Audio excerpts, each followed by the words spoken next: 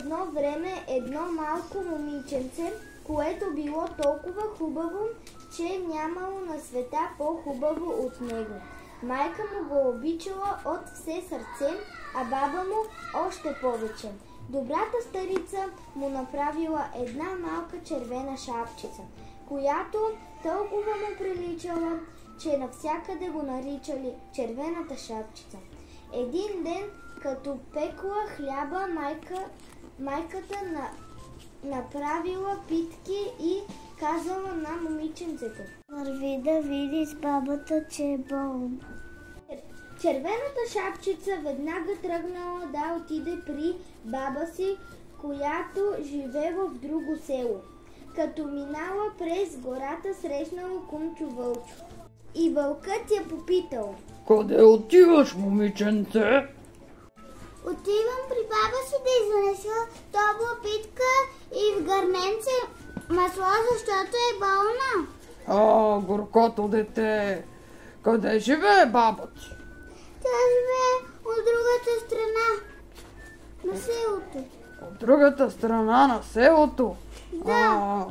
Искаш ли да тръгнеш по ето тази горна пътечка, че има много цветя, а пък аз ще тръгна по другата, да видим кой ще стигне пръв до къщата на баба. Добра идея, кумчо Вълчо. Точно така ще мога да й набера и букет цветя. Хо-хо-хо, хайде! Хайде! Вълкът поблягнал с всички сили по най-късия път, а момиченцето тръгнало по най-дългия. Вълкът бързо достигнал до къщата на бабата и почукал. Чук, чук, чук, чук, чук. Кой е там? Твоята внучка, червената шапчица. Казал вълкът. Нося ти питка и гърненце с масло, мама ти ги изпраща. Бабичката му извикала. Дръпни връвчицата и вратата сама ще се отвори. Вълкът дръпнал връвчицата и вратата се отворила. Той се хвърлил върху бабичката и я наглътал наведнъж, защото от 3 дни не бил ял. И легнал в леглото на бабичката да чака червената шапчица, която след малко дошла и почукала на вратата. Чук, чук, чук. Кой е там? Аз съм твоята внучка, бабо. Нося ти питка и гърненце с мед. Дръпни резето и вратата ще се отвори. Червената шапчица седнала до баба си, но се зачудила защо изглежда така. Бабо, защо са ти толкова голями очите? За да те виждам по-добре, детето ми.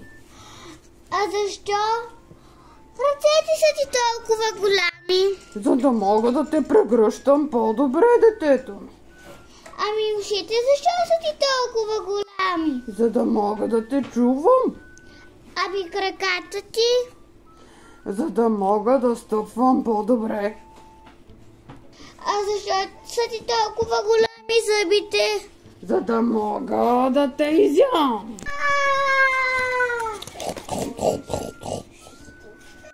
Вълкът изял червената шапчица и му станало много тежко, че е заспал.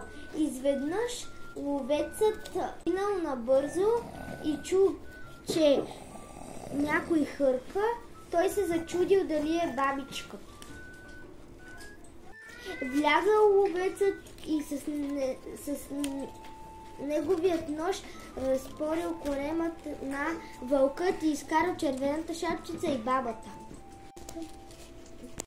Ловецът, бабичката и червената шапчица напълнили коремът на вълка с камъни и се скрили.